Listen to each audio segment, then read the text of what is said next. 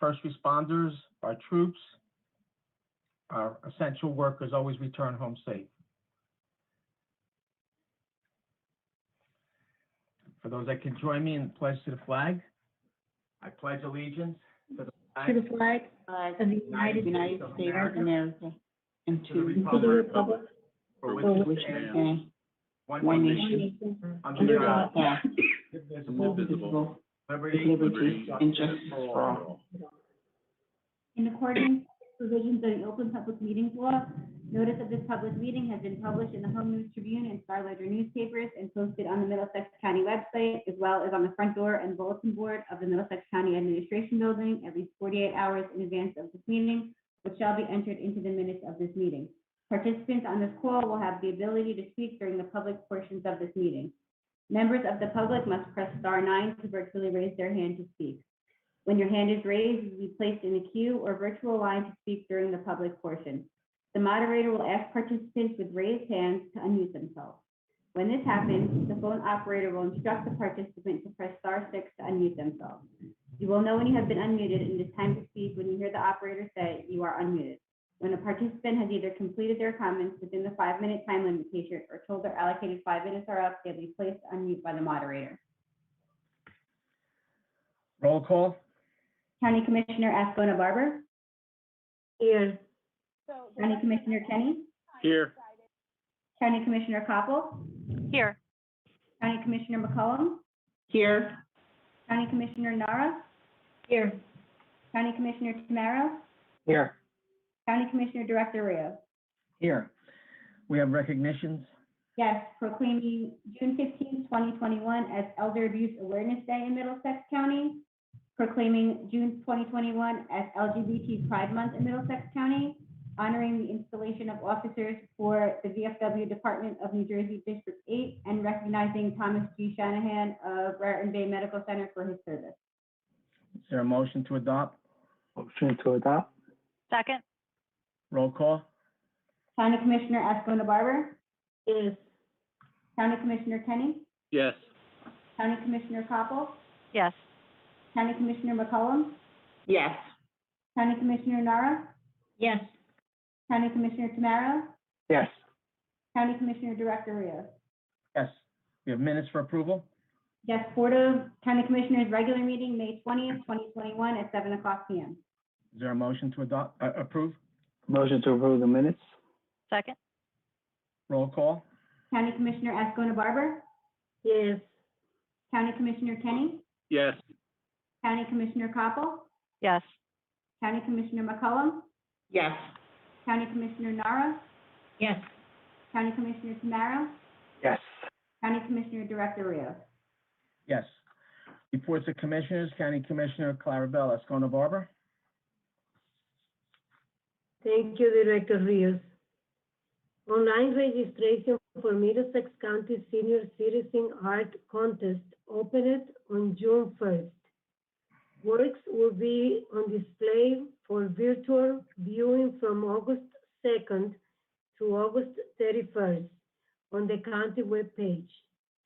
The art contest is open to professional and non-professional artists.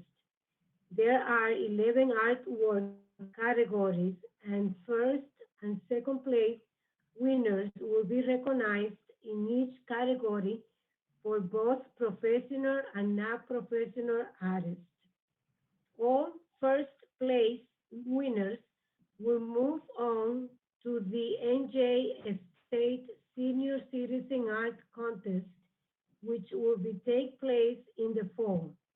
We encourage all our senior artists to participate. For more information, please visit the county webpage.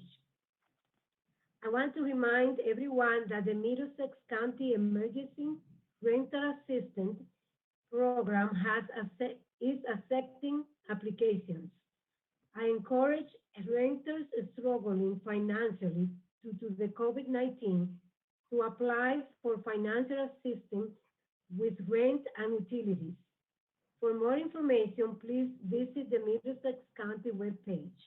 And that concludes my report, Director Rios. Thank you. County Commissioner Charlie Kenny. Thank you, Director. Just on tonight's report, I have a couple things. One is the improvements to the signalized intersection at Woodbridge Avenue and May Street in Edison, which is right as you either come off of 287 or come on to 287. It was initiated last August and included new signal equipment, ADA curb ramps, sidewalk, and pavement. It now allows left-hand turns that weren't allowed before out of May Street and into May Street. Was recently completed. And also in Piscataway on Zirkle Ave, reconstruction and a culvert replacement was done, roadway reconstruction and a culvert replacement. And this was coordinated between the county and the township of Piscataway to make it so that it was just both groups working into a single construction project with a shared cost agreement. And that's all I have tonight, Director. Thank you. Thank you. County Commissioner Leslie Koppel. Thank you, Director. I'm happy to report that last week, Standard & Poor's Global Rating once again assigned Middlesex County a AAA bond rating, the highest rating attainable. With this affirmation, the county will have maintained a AAA bond rating for an unprecedented 21 years in a row. It is estimated that during this 21-year period, the rating has saved taxpayers more than $50 million. These savings are realized by borrowing funds at lower interest rates. The rating was triggered by our recent general obligation $11.3 million bond sale. The rating reflects the opinion of this independent rating agency, one of the big three credit rating agencies, where the following accomplishments were noted on the rating report: very strong economy, strong management with good financial policies and practices, strong budgetary performance with an operating surplus, very strong budgetary flexibility, very strong liquidity, strong institutional framework. As further accreditation to the county's financial strength, another of the big three independent rating agencies, Moody's Investment Service, announced today that they have affirmed Middlesex County with a AAA bond rating as well. That, Director, concludes my report. Thank you. Thank you. County Commissioner Chanel Scott McCullum. Thank you, Director. Good evening, everyone. From the arts, I'm happy to report that the Arts Institute is continuing the celebration of Middlesex County History Month. Tune into our virtual webinars on a variety of recorded topics for History Day. You can select a video or click a title to view each recorded presentation. Be enlightened by the presentation's scattered piles of wreckage, the maritime legacy of Middlesex County, presented by Mark Nonstead, or by stories of slavery in Middlesex County, presented by Craig Gefkin. Please visit the county website for these and other recorded footage from History Day celebrations. June is Pride Month, and Middlesex County is launching a month-long celebration of LGBTQIA individuals and traditions. Also, you will see and enjoy murals throughout downtown New Brunswick created by artists and children. Please look out for the one which is being created in partnership with the 3 county NAACP branches in honor of Juneteenth. They're also painting a series of murals at St. Joseph's Senior Center in Woodbridge. From the Office of Career Opportunity, I'm happy to inform you that the Office of Career Opportunity's Elite Youth Program will be participating in Get Hired Resource Fair that will be held on Wednesday, June 23rd, from 3:30 to 5 p.m. via Zoom. Partners will provide guidance for resume writing, exploring interview techniques, and connect youth to community resources. The entire event will be virtual to maximize accessibility for all, and our generous partners have sponsored gift card raffles with multiple prizes for those in attendance. A special thanks to all of our participating community partners, the Bayside Family Success Center, Family Support Organization of Middlesex County, Greenway Family Success Center, Harmony Family Success Center, Middlesex County Business Solutions Team, Mobile Family Success of Middlesex County, and New Jersey Youth Corps of Middlesex County. Register for the resource fair by clicking on the link provided on the website today. There are new employment opportunities emerging throughout the county. Please feel free to contact the Office of Career Opportunity at 732-745-3955 for more information on job placement and career services. From the Superintendent of Schools, I'm also happy to report that the Superintendents of Schools recently participated in the Youth Bias Report panel discussion sponsored by the prosecutor Sassone, where the anti-bias vision for the next generation report was discussed. This panel discussion included testimonies from students that currently attend Sayreville and Piscataway school districts. This report will be further discussed for implementation strategies in our district leadership next roundtable discussion. And last but not least, from the Office of Cooperative Extension Services, the Master Gardeners, a group of volunteers, will be planting new crops and tomatoes this summer to expand Rows for the Hungry, a food security project that started because of the pandemic last year. Cooperative Extension Services is also planning garden days at the Earth Center, where they will open the grounds to county staff and visitors alike for walk through the grounds to explore the gardens and summer crops. More information is available on the county website. Director, this concludes my report. Thank you. Thank you. Deputy Director Shantinara. Thank you, Director. From the Divisions of Solid Waste Management and Recycling, upcoming events. On Friday, June 11th, the divisions will conduct a paper shred event at Middlesex Borough's Municipal Complex, located at 1200 Mountain Avenue. And then on Saturday, June 12th, the divisions will hold another paper shred event at Woodbridge's Department of Public Works, which is located on 225 Smith Street in the Keysby section of the township. Both are free programs and will be held from 9 a.m. to noon or until the trucks are full. County residents may bring paper materials for shredding and recycling, thus protecting personal information and preserving our environment.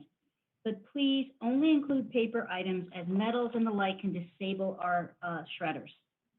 From the Office of Health Services. Although many COVID restrictions have been relaxed, we have not completely conquered this enemy. If you have not been vaccinated, we strongly encourage you to do so. These vaccines are safe and have been proven to be effective. Kindly visit the county's website for additional information, on the location of clinics, or to schedule an appointment. Should you have any additional questions, please call us at our call center, 732-745-3100, Monday through Friday. That's 732-745-3100, Monday through Friday from 9:30 to 4:30, and a representative will be glad to assist you. Director, that concludes my remarks for tonight. Thank you. Thank you. Commissioner Charlie Tamaro. Thank you, Director. Hopefully I don't lose my power. It's been flickering with the storm that's going by. I am pleased to announce that in light of the changes made by Governor Murphy, we are preparing a full schedule of free live concerts and musical reviews this summer in our parks.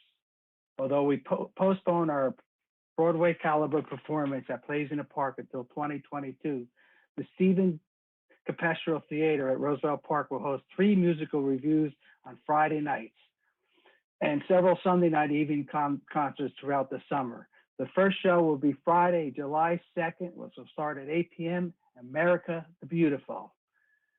Also at the Raritan Bay Waterfront, we will host the free outdoor concerts on Wednesday evenings. Please check our website for more information and schedules. We look forward to everyone bringing their lawn chairs and enjoying an evening music under the stars. Excuse me. Nashville Trails Day this Saturday, June 5th, 2021. Don't forget to celebrate National Trails Days at Davison Mill Park. Join the Middlesex County Conservation Corps this Saturday for an outdoor work to improve our trail system. For more information or to register, please visit our website. Finally, I'd like to take a moment to recognize some good work of our County Park Rangers unit. Last week, Senior Park Ranger Raymond Manship observed a visibly distraught individual at the Raritan Bay Waterfront Park in South Amboy, Sayreville.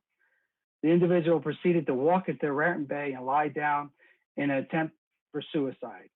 Assisted by Ranger Drew Newcomb, the Rangers were able to talk the individual out of the water and provide first aid until the EMS arrived. I want to thank both Ranger Manship and Ranger Newcomb for their awareness, quick thinking, and calm action for helping to avoid a tragedy. A job well done. And I want to thank Commissioner Charlie Kenny for mentioning May Street and Woodbridge Avenue. I actually started asking John Reiser when he was the engineer way back when, working with Rich Warner and Ron Sender to improve that intersection. So the doctor's offices who are on May Street and the many offices there appreciate that the people coming west on Woodbridge Avenue will be able to make a left onto May Street. And also those coming out of May Street will be able to make a left onto Woodbridge Avenue going west. And it also provides a safe crossing for the Greenway, which is the largest crossing for the Greenway. So thank you all, especially to Ron Sender for getting that done. And that concludes my report this evening, Director. Thank you. I have a couple comments. Would like to advise the public that on July 15th, we will have our commissioner meetings back at 75 Bayard Street in the commissioner meeting room. And another note is, as first announced in 2019, the Middlesex County Improvement Authority successfully pivoted its focus from general county services to primarily economic development, leveraging its unique ability to bond and finance projects. With Middlesex County's strong AAA bond rating secured for the past 21 consecutive years, the MCIA obtains financing at very low interest rates, allowing major capital ventures to be undertaken. It's my pleasure to share that the MCIA is making significant advancements in its new role as the economic redevelopment financial arm of the county, not only overseeing the development of the Rutgers Cancer Institute Cancer Pavilion, but also taking the helm of the North Brunswick train station, which is moving swiftly with the appointment of a design and engineering firm. Now I'm excited to announce that MCIA will expand its services to add a new parking division.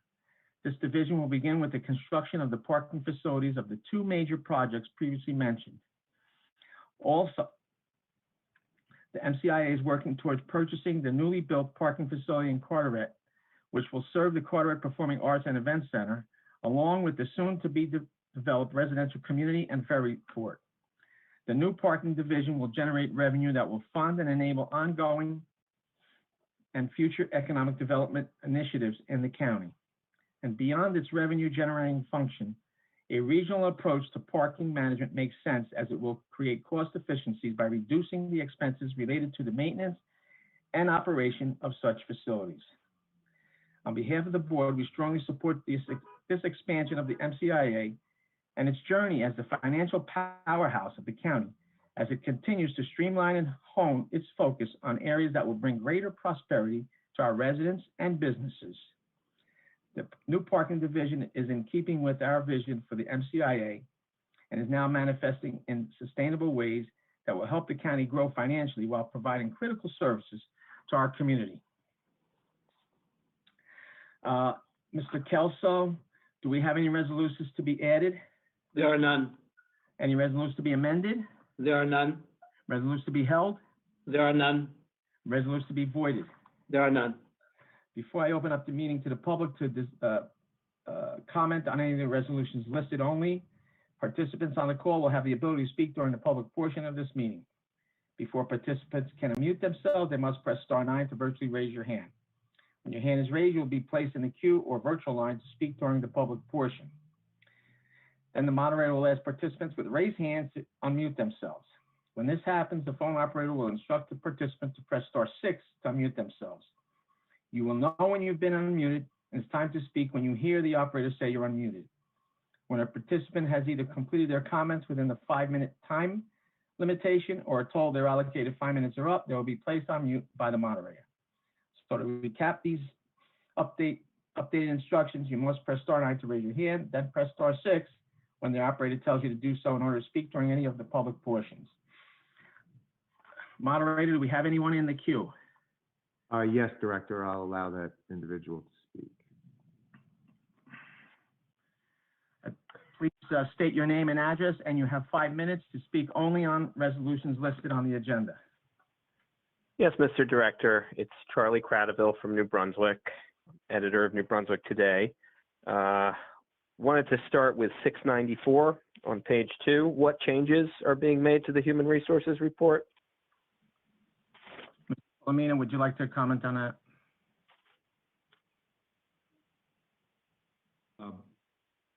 Basically, this is any moves, changes that take place with all personnel within the county. As you know, there are individuals who get hired each month.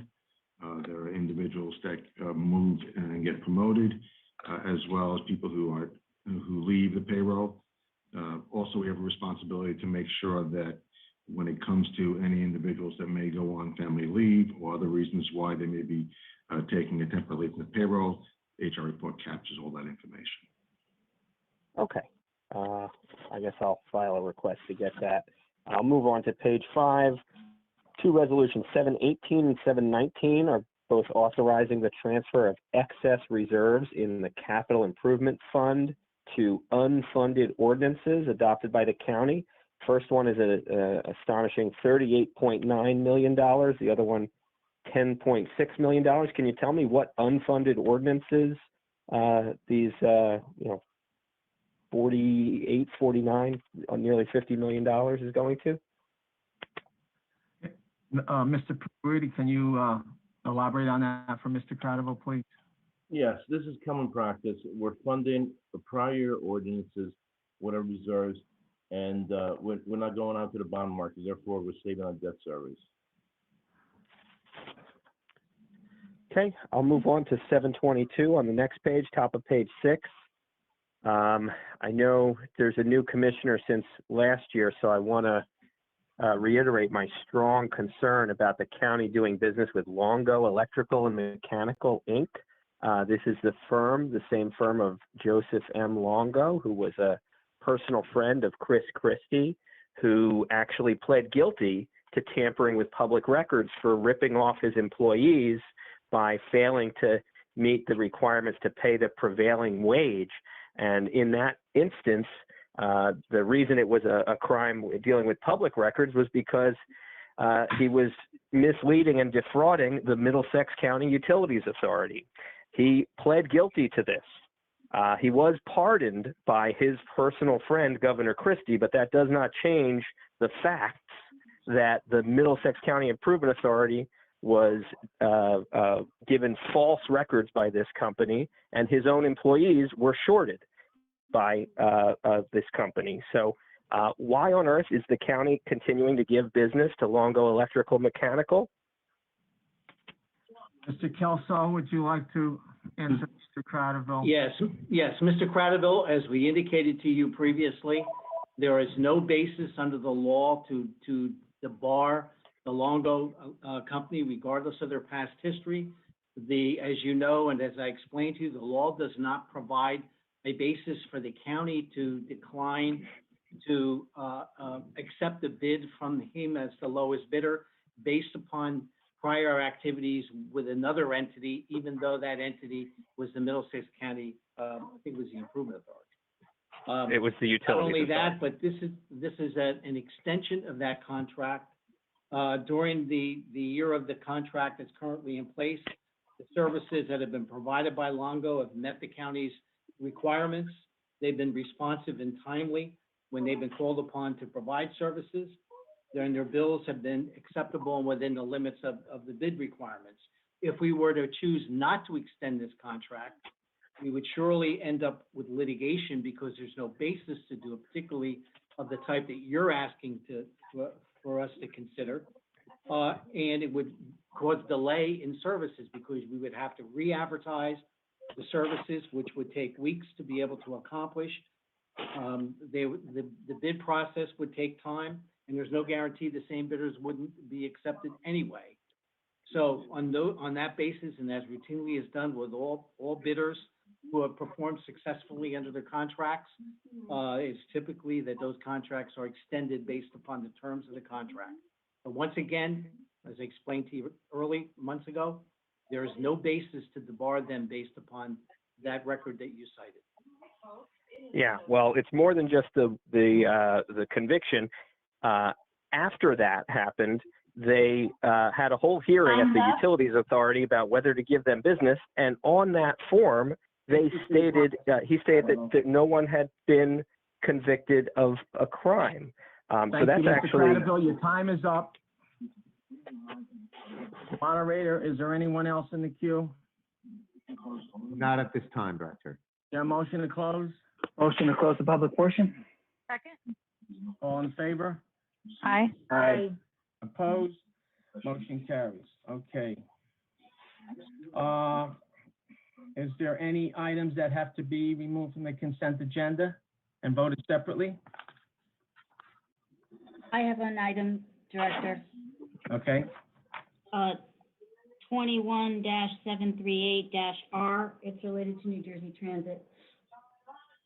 anyone else? Okay, Mr. Kelso?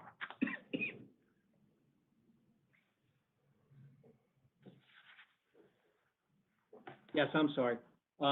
Director, a motion would then be in order to adopt a consent agenda consisting of resolution numbers 20-693 through resolution 21-759, excluding resolution 21-738 to be voted upon separately. Is there a motion to adopt? Motion to adopt the consent agenda? Second. Roll call? County Commissioner Escalona Barber, Yes. County Commissioner Kenny, Yes. County Commissioner Capel, Yes. County Commissioner McCollum, Yes. County Commissioner Nara, Yes. County Commissioner Tamaro, Yes. County Commissioner Director Rios. Yes. And now, Director, it would be appropriate to consider the resolution previously excluded by Commissioner Nara, and that is resolution 21-738. Is there a motion to adopt? Motion to adopt? Second. Roll call? County Commissioner Escalona Barber, Yes. County Commissioner Kenny, Yes. County Commissioner Capel, Yes. County Commissioner McCollum, Yes. County Commissioner Nara, Present but not voting. County Commissioner Tamaro, Yes. County Commissioner Director Rios. Yes. Okay, before I open up the meeting to the public, I would like to, everyone on this call, they have the ability to speak during the public portion of the meeting. Before participants are able to unmute themselves, they must press *9 to virtually raise your hand. When your hand is raised, you will be placed in a queue or virtual line to speak during the public portion. The moderator will ask participants to raise hands to unmute themselves. When this happens, the operator will instruct the participant to press *6 to unmute themselves. You will know when you've been unmuted and it's time to speak when you hear the operator say you're unmuted. When a participant has either completed their comments within the 5-minute time limitation or told their allocated 5 minutes are up, they will be placed on mute by the moderator. So to recap these updates, you must press *9 to raise your hand, then press *6 when the operator tells you to do so in order to speak during any of the public portion. Moderator, is there anyone in the audience that wants to speak? Yes, Director, I've enabled that individual now. Yep, hi, me again. Charlie Okay. Cradaville, New Brunswick today. Yeah, I hope you don't take this the wrong way. I am just trying to raise an issue that's of serious concern to me. When corruption goes unpunished, it sends a terrible message that you can get away with it, especially if you have friends in high places like this gentleman, Joseph M. Longo. So I encourage the members of the board to look into this matter. There's ample information about it available to everyone on the internet, including the documents that were filed with the MCUA. Basically, Mr. Longo misrepresented whether or not he had been convicted of a crime. And so when we talk about, Mr. Kelso makes it seem like you have to give the contract to the lowest bidder, but it's actually the lowest responsible bidder. And the reason it's that way is if you have an irresponsible company like this, you're able to skip over them and you shouldn't be giving them your business. So I do want to ask, and again, don't take it the wrong way, do any of the members of this board, have you ever met Mr. Joseph Longo, or do you have any connection to Longo Electrical Mechanical? It goes through me, Charlie, and I could tell you that I don't have any kind of connection with Mr. Longo. My connection here is when I vote on something like this. That's it. I don't have any connection with Mr. Longo, and I'm sure that we have all the faith and confidence in Mr. Kelso's opinion that we are bound by law to protect the county from any kind of litigation in the future. We have to reject it as Mr. Kelso stated to you just previously, and we've had this conversation months or maybe even longer than a year ago in reference to Mr. Long. Okay. Anybody else on the board have any connection to this company or this person? Director, I'll answer. I don't believe I know who he is, and I have no connection to his company or anyone affiliated with him, Charlie. Thank you. Hi, this is Commissioner McCollum. I don't have any connection to this company either. Director Charlie Kenny did the last three responses. Director Ascona Barber, no connection. Alex Morale, never heard of him. Okay. Well, I think that was everybody. I appreciate you answering the question. The reason I ask is because it seems very fishy to me why this company would continue to get business with the very same agency that they defrauded, the MCUA. Again, there was a whole hearing that took place. There's a transcript. You can find it online at oprahmachine.com and see for yourself all the facts that were on the record there. And it really does baffle me why we're continuing to give our business to this company. But yeah, I'll move on. I'm encouraged to hear the in-person meetings of the board will resume July 15th. What does that mean for the county facilities? Is the administration building going to reopen soon to the public? The administration building will continue business the way we've had it, where people that have to come in will come in by appointment. And that's we're going to monitor how the CDC and the governor are, moving along with the COVID. And again, with the advice from the governor's office, or actually executive orders by the governor's office and or the CDC, that's going to dictate how we conduct business. But if anybody has business that they need from the county, all our services are available. All our programs are available to every resident in the county that they've had all along. Nothing changed there. It's just a matter of trying to keep everyone safe between all our employees and the general public. So if someone needs something from the county that they have to make an appointment, they can make an appointment and come in. Gotcha. Thank you. So I want to move on to the MCIA creating a parking division. I'm a little concerned about this because the parking business is not a great business to get into right now. Can you tell me who's going to be in charge of that? Is that Brian Waller, who does the economic development for them, or is there going to be a new person in charge? And how is that going to interact with the Department of Transportation that this board created? Mr. Cradaville, that's going to be that's going to be a function that we're working on. And as far as who's going to be actually in charge, I haven't gotten to that juncture yet. But I don't know, Mr. Polomina, if you want to elaborate anything different than what I'm saying or any more than what I'm saying. But we feel that this is so in line with our Destination 2040, trying to make life easier for the local municipalities. And just look at how the state of New Jersey, or New Jersey Transit, for the first time has given a county authority to oversee the project of the North Brunswick train station. That's tremendous. And these parking decks for those three communities between New Brunswick, the Cancer Pavilion, and the North Brunswick train station and the Carteret parking deck, I think it's a grand slam for Middlesex County. I don't know. Mr. Polomina want to weigh in? John, I don't know if you wanted to add any more. As you indicated, the establishment of a division of parking within the IA is going to be put in place at the next meeting. And